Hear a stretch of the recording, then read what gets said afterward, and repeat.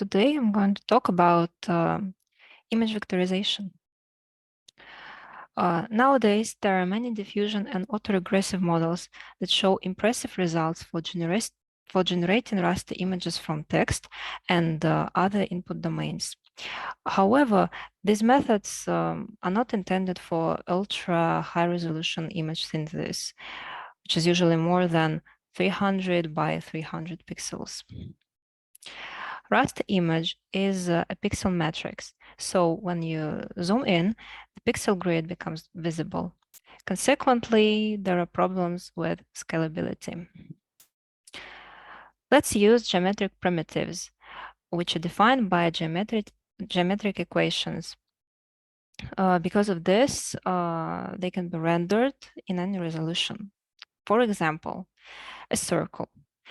You only need to set 3 points, and you can get a circle of any radius at any point in space. Another advantage of vector images is that simple shapes require less information to encode the image. This slide shows an example of a vector image in the most popular format, SVG. An image in this format is defined by XML markup, which sequentially describes the shapes to be displayed on a canvas. In contrast to raster graphics, when generating vector images, the main task is to generate a sequence of shapes, each of which contains a sequence of coordinates and color parameters. People can generate raster graphics well, but it has problems with scalability. Vector graphics, on the other hand, handle scalability. There are two ways to generate a vector image. Generate raster image and then vectorize it, or generate directly vector graphics. But the second approach is not well researched. So we can use only the first method, which is called vectorization. Let's define more formally what vectorization is. It is the way of obtaining a sequence of shapes and their parameters that together form the original raster image. Let's see how this would work for a typical style transfer problem, which is successfully solved for raster graphics. We can generate a raster image and then vectorize it and solve the scalability problem. However, not all vectorization methods work equally well, and there are many pitfalls, which we are going to tell you about. Our aim is to compare existing vectorization methods by different criteria. So the task of comparing vectorization methods arises, and we want to compare not only the similarity of rendered image to the original rastered image, but also many other criteria. We must take into account the number of shapes, because for a designer, preprocessing can be very complicated. High speed is essential for vectorizing a lot of images automatically. No pre-training is needed, and the method should work with any type of raster image. Very strong human control is an advantage because it is possible to get a better result, but it is also a disadvantage because it cannot be automated. Image vectorization approaches are divided into 3 groups: algorithmic, machine learning compatible, and online services. Algorithmic methods are classified as mesh-based and curve-based. Mesh-based methods split the image into non-overlapping two-dimensional patches and interpolate colors across them. Curve-based methods are based on diffusion curves, which are Bezier curves with colors defined on their left and right sides. DFG is considered as a major advance in machine learning-based methods. It provides a differentiable vector graphic rasterizer. So this model allows you to create vector images and then rasterize them. Because of the differentiability, it is possible to use backpropagation, linking the two domains of raster and vector graphics. In this work, an iterative method of image vectorization was proposed, based on optimization of the current result by comparing the result in rasterization with the target raster image. The IM2VEC paper offers a model for image vectorization and interpolation. Its architecture is based on the variational autoencoder. The model maps an input raster image into a latent space and then sequentially generates shapes of vector image. While training to compare the generated vector image with the input raster image, the vector image is rasterized using difffit-G. The model uses a new approach of generating closed shapes. Initially, a circle is sampled for each shape, and then, based on the latent vectors of the shapes generated with LSTM, the circle deforms. Live is a logical continuation of the iterative method proposed in difffit-G. However, Live doesn't operate with all shapes simultaneously from the first iteration. Instead, it gradually adds one or more shapes to the canvas, layer by layer, and then performs an optimization step. Unfortunately, shapes may become self-interacted during optimization. It results to undesirable artifacts and incorrect topology. To avoid it, authors developed self-intersection loss. To make each path responsible only for a single feature of the image, the authors introduce unsigned distance guided focal loss as well. ClipGen uses an iterative approach. It adds a new shape at each iteration to the current image. It uses a separate neural network, which takes the class of the whole picture to predict whether it's necessary to continue adding shapes. And if so, which one approximately and in which place. The LSTM network then predicts the exact figure. The authors of MENG2VEC suggest the first method for vectorizing raster mangas by using deep reinforcement learning.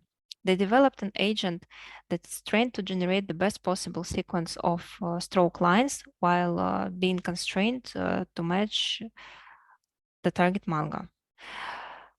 The control parameters for the strokes are then collected and converted to vector format.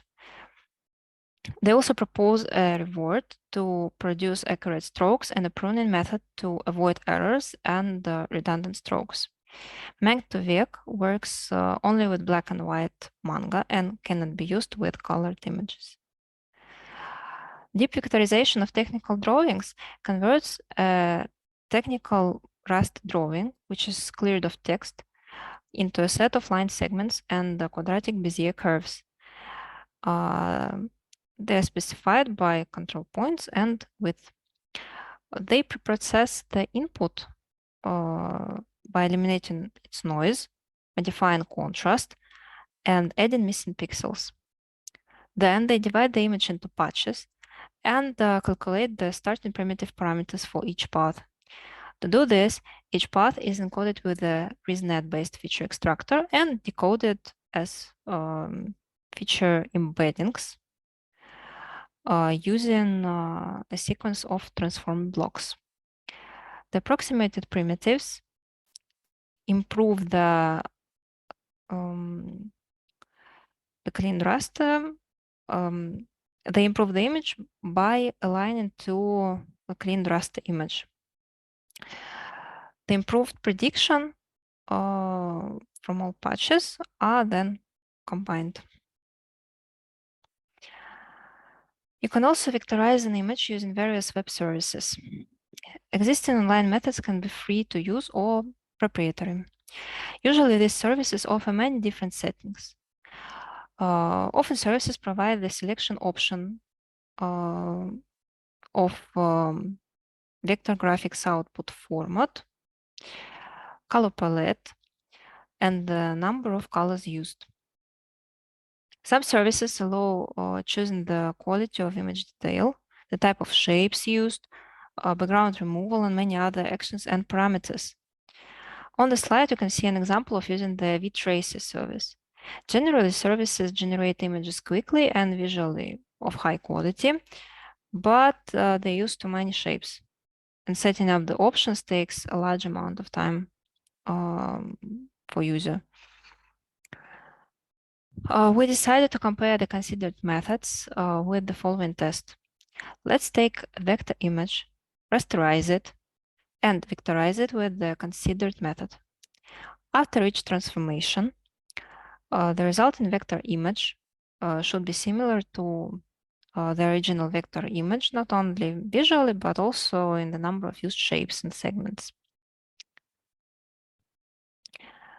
We set the DFG and live methods to use as many shapes as in the original vector image.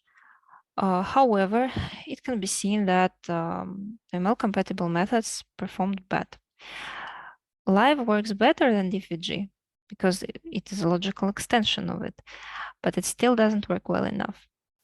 The Meng2Vec and DVOTD methods ran on default settings. These methods are not universal, since they only work in black and white format. We also made a comparison for the original raster images. DFG and Live used 32 shapes for simple raster generation and 124 shapes for the others. Meng2Vec and deep vectorization of technical drawings have default settings. And the conclusions are similar. In our experiments, we found that the running time depends, as you can see on the slide, for iterative methods on number of iterations, for DFG-based approaches, on number of paths and segments and resolution during rasterization using DFG, for live number of layers in its schema, for inline methods on input resolutions, details level, number of colors. According to our data, the longest method to run was live. The fastest were the online services. The other methods show average running times.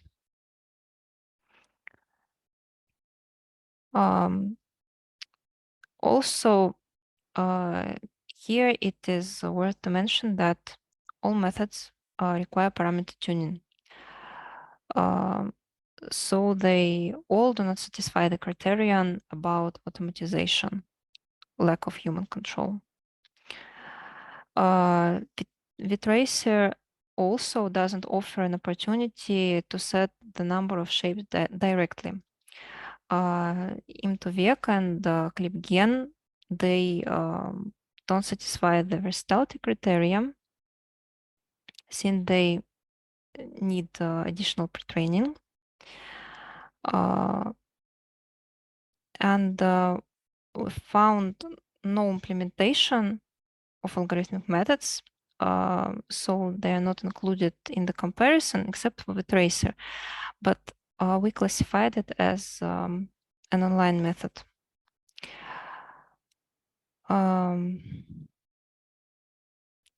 So current image vectorization methods are difficult to use in practice. Online methods without manual hyperparameter tuning create images that contain a large number of paths.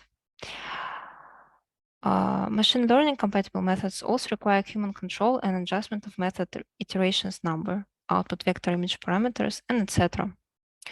The live method is the only versatile model that allows you to control the number of drawn shapes. However, due to the use of an iterative approach, generating a single image takes a huge amount of time.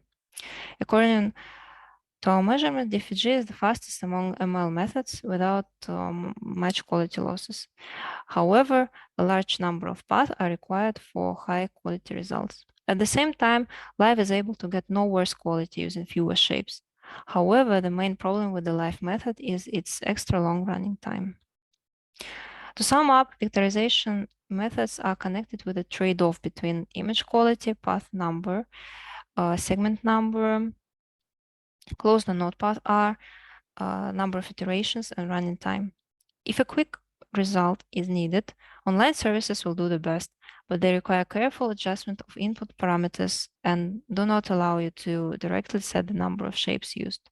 Automatic vectorization of a large dataset without setting up hyperparameters for each image is still an open problem.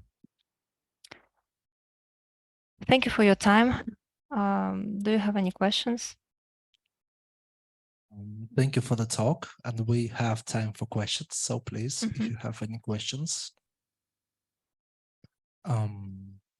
maybe online audience.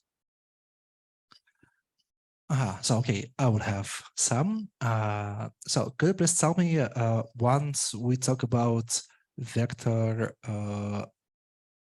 services, vectorization services, can we extract some information about how do they actually work and which of the services could be available by API? Vtracer can be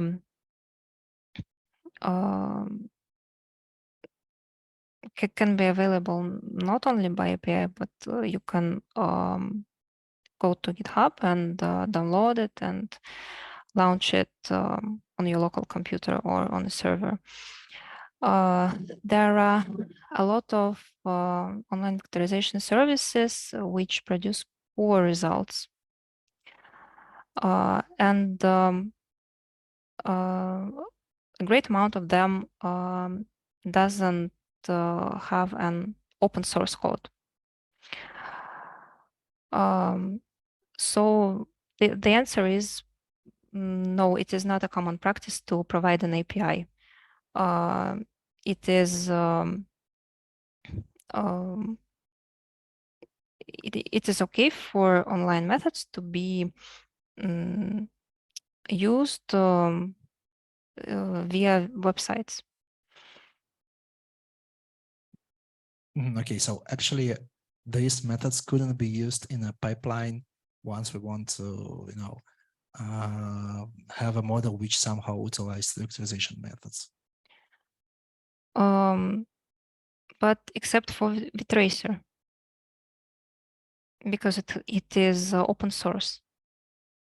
Okay, so thank you. And my second question is, how do you see the perspective for vectorization methods? Because obviously from one point of view, we can do well, but doing well requires a lot of time, and we can do fast, but as the review has shown that doing fast is not so well.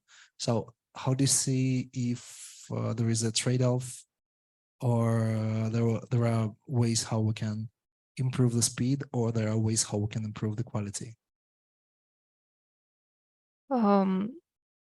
I think that the most promising methods are machine learning based. The main problem is that if they are accurate, then they work for a very long time. So I think it would be a great idea to somehow speed up the live method. Or maybe come up with a new architecture. But so you mean that speeding up is the way, once we talk about these two directions, speeding up or improving quality? I think that we should improve and